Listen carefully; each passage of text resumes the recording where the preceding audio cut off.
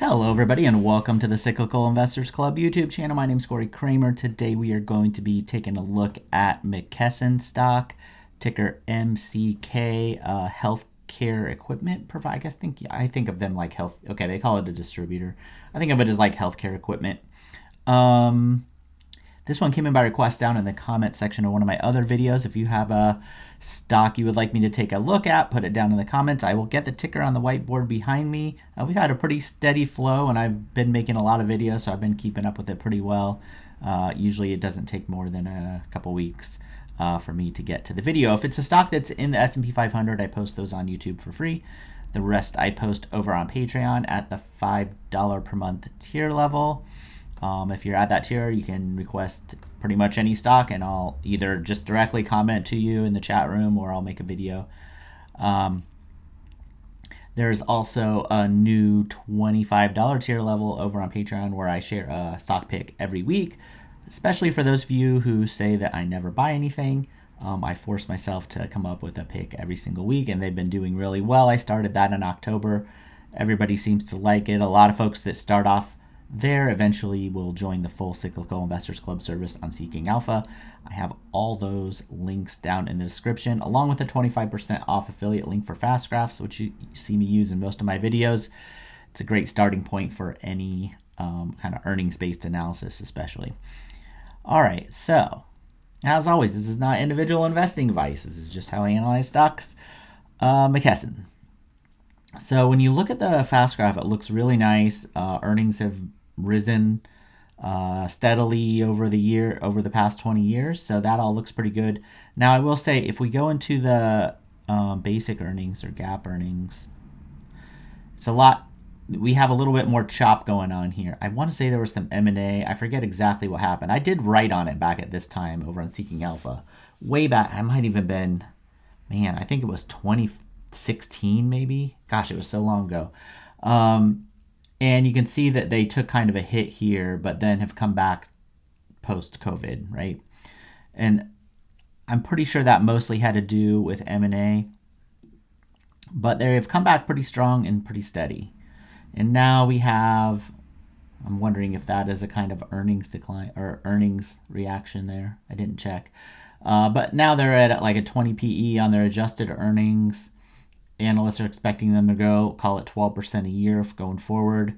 Not much debt to speak of, at least in terms of the difference between the market cap and the total enterprise value. I'm not sure what the long-term debt percentage is going on here that's like super high. So there's probably some sort of accounting thing that's happening there, but it's not, that doesn't concern me too much because, one, the credit rating looks pretty good. Two, there's not really much difference here. And three, the market hasn't really discounted it to have like a ton of debt. So it's possible maybe they have some cash or some other assets or something. I'm not sure what the big difference there is. But the market doesn't really seem to care too much. It cares more about the difference in the basic earnings and the adjusted earnings than it does that. So you can see once this kind of difficult period happened, the stock traded way down here, which on that is like a 40 PE. But if you went to the adjusted earnings, it looks super cheap. So during this super cheap period, we can see there's a big difference between the accounting of the adjusted earnings and the basic earnings. So that kind of explains it. And now those have kind of come more in line with each other. So that's not super concerning for me. Might look into it if I ever decided to buy the stock. But I'll show you the more interesting issue for me is, so we have now on the face like 12% growth in a 20, and even a couple months ago, probably a month ago when somebody asked for this, I guess it's almost 2 months at the bottom. It was probably trading at more like a 16 PE with this kind of low teens or low double-digit earnings growth expected from analysts. So that's a pretty decent valuation on its face. But what I want to show you is why it's not quite as good as it looks. So if you look at the difference between that earnings growth rate, Now, granted, I was talking about the forward earnings growth. My earnings growth expectation is only about 4.5%. Let's see what let's shorten this up and see what it's been the past like 10 years or so. That's usually what I use. Let's go back to 2016. So this is like almost a 12, like 11.4. Okay, so that's the kind of headline earnings growth that I think a lot of people are seeing and what the market might be looking at too. But the problem with that is that's based on earnings per share, and these guys have bought back a ton of stock the past 10 years. So I pulled this from Y Charts, this little graph. You can also find this if you go, I don't know if it goes back more than 10 years, but, and this only does go back 10 years, but on quickfs.net, you can find the shares outstanding there. You just kind of have to do the math yourself, and it doesn't map it out for you, but you can look at the change in shares outstanding. So these guys have bought back almost half the company over the past 10 years. And what that does is it lowers the number of shares that are out there. Now, most people view this as like a good thing. It's quote unquote returning, value to shareholders. But really what it does is it makes the earnings per share growth look better than what it would be if they paid the money out in a dividend or something like that, or they just, they did something else with it. So I like to control for this. Now, when it gets this big, it gets kind of hard because I don't go back year by year and do a bunch of like math, really detailed, like precise calculations. I just kind of look at how much they bought back. I take that off of the earnings. And when it gets pretty, like the earnings per share, and when it gets really big like this, I probably get a little bit too negative on my end. So we can keep that in mind too. So maybe we're doing a little better than the 4.5% here, but there's a big gap between that and 12. If a person wanted to go like 6% earnings growth, I think that'd probably be a decent, in between way to do it. But that's the big issue. And this is kind of right on the borderline of being good enough. Right now, anything that's under, well, they have been struggling, so that's probably why I don't have a buy price on there. They just recently had kind of the improvement in their earnings situation when they were struggling before. They didn't really have the growth that I wanted. But now it's kind of right on the borderline, I would say. But the valuation, when you look at it, is only like a 5% 10-year CAGR expectation from earnings. So the way I do that is if you take the PE or the earnings yield, and so here's the, that's their earnings. This is their PE, about 20. And then I made a small adjustment for that bit of debt that was on there. And we have a 4.87% earnings yield. So that's just the PE ratio inverted, so the earnings over the price. So the way I like to think about that is if I bought the whole business for $100, I would earn $4.87 in earnings that I could keep for myself. Now, these guys depend most of that buying back their own shares to kind of get this positive feedback loop of rising earnings per share going, which is fine. I think it's on the borderline where that's okay. I'd probably like to see more of a dividend if I was. It wouldn't have to be like, oh, yeah, so their dividend's just been flat. So they've basically been putting most of this into like buybacks. It's okay, but I just like to control for it so I know that the actual business isn't really growing earnings that much. It's only because they're buying back their shares. So if this number is growing at 4.5% or 4.48% per year, I pull the first year forward. So I would assume a $100 investment would earn $5.08, and then that $5.08 would keep growing at 4.5% a year. And then we could take that out to 10 years. Move my head down so we can see here. And our $100 we would earn about an additional $62.42 with. And so if you put that in a CAGR calculator, so you start with $100, you end with $162.42 after 10 years, should give you this 10-year earnings CAGR that I have calculated of 4.97%, basically 5%. The market for most S&P 500 stocks is kind of in between 5 and 5.5% right now on this valuation.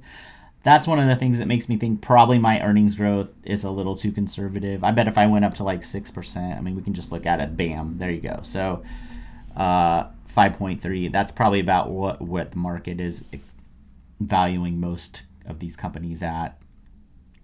And I can tell that just because of my adjustments for all those share buybacks got a little bit too negative probably. So 6%, that's still really expensive. I want that to be like over 8. I mean, we could test out some prices and see what it would have to be. Let's just take a look. Let's see. So it's at 600. This is where people tell me I never buy anything and I'm too negative. I bet you need to go up. Oh, that's so.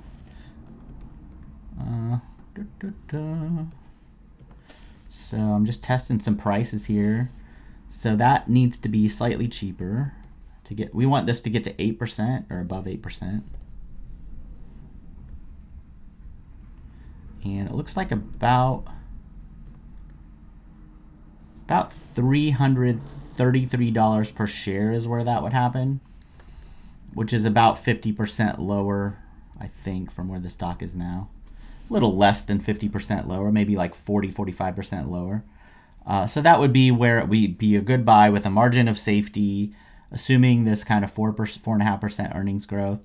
So if we did bump that earnings growth up to 6%, probably more like $350 a share, something like that would be where the buy price would come in. I don't have one on it right now just because it hasn't been until recently, I think, that they've gotten this earnings growth to where I would consider it. But so yeah, if there was another sell-off for some reason that was not related to their actual business, then that's kind of where a person would want to aim. I mean, it gets a little boring sometimes when most of the S&P 500 stocks are trading near the S&P 500 valuation, at least by my estimates. But it also kind of lets me know that, the method that I'm using is pretty on target. If I have something that's a bit of an outlier, then I try to go look and see kind of what is the market thinking on this particular one. But for most of these, I'm pretty much in line with what the market is once we adjust for things. So a lot of times what I'm doing is I'm showing why something doesn't necessarily look as cheap as it appears at first glance. And I'm doing it kind of my own way that I've just developed over time. Usually it's for speed purposes or for tracking purposes so that I can track that stuff easily. I can update it easily using just quick earning stuff. And then when I see something that gets a little bit more interesting, I can spend more time on it. But usually the adjustments that I make bring things pretty close to in line with what the market is expecting. Now, I think that's really expensive. Like only getting a 5.3% return from earnings is low. I mean, you can get bond treasuries, 10-year treasuries at 4.2 or something today, 4.3. And you don't have any risk of them going down. Whereas if you look at what these guys have done at periods, so like in this period here, the stock fell, and this is over what, like 3 years or so? The stock fell 55% off its high. So that's a business-related kind of decline. And then we have more of an economic-related decline back in 2009. Again, another 55% off its high. So you don't have that risk in bonds or cash that are probably going to produce, at least if these estimates kind of work out. Now, if there's more inflation and they can pass some of that on, then they're going to do better than like cash, obviously. But and there'd be all kinds of fluctuations that can happen. But over the long term, I mean, if you bought, let's just say right before going into 2008, and you held until just before the pandemic here, you only would have gotten 7% return per year. I mean, that's not horrible, but it's not like fantastic, right? So you want to watch those valuations. Yeah, like the peak valuation here was pretty similar to what is right now. And you would have gotten like a 10% annual return. That's 10 or 11. That's not too bad. But it's also rocketing. It's also been rocketing really high lately. So just something to think about if you care about the earnings valuation, some of the risk that comes along with that. We saw, let's just see what this decline was. They had a little scare here for some reason. and it fell, 25% in 2 months. So it wouldn't take much for it to fall 55%. It just takes like a little disappointment, little market gets a little scared, and that's when I would be looking to buy, right? Not when, because what did I say? It needed to fall under like 45% to get in that kind of buy range. Well, we can see that it's done that before. It almost just did it, a couple months ago. So, all right, hopefully that helps. If you found this video useful, hit the like button, hit the subscribe button, check out those links down in the description. Any questions, ask me in the comments. Any requests, put them in the comments. See everybody later.